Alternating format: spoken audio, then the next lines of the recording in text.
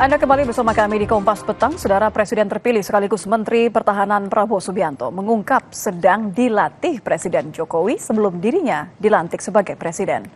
Prabowo mengatakan dirinya sedang dilatih Jokowi supaya tidak kaget ketika menjabat usai pelantikan. Selain itu, Prabowo juga menilai sosok kepemimpinan Jokowi sebagai pemimpin yang patut dicontoh karena menyiapkan penggantinya. Prabowo pun mengaku belakangan kerap diminta Jokowi untuk turut serta dalam sejumlah rapat kabinet dan diminta duduk di samping Presiden. Sambutan Presiden terpilih Republik Indonesia. Saya kira Bapak Presiden ternyata sedang melatih saya untuk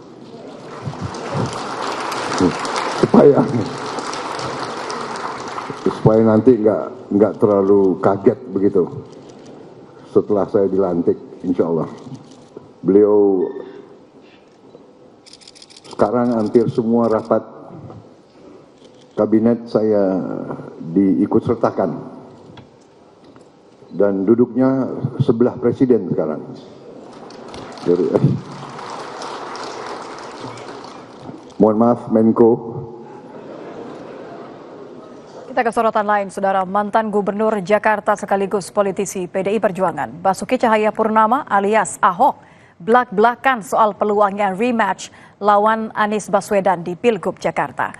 Di program Rossi Kompas TV, Ahok bilang akan lebih baik buat bangsa ini jika ia kembali melawan Anies Baswedan di pemilihan Gubernur Jakarta 2024. Menurut Ahok, laga ulang di Pilkada Jakarta melawan Anies bisa jadi alat ukur bangsa dalam menyikapi isu politik identitas.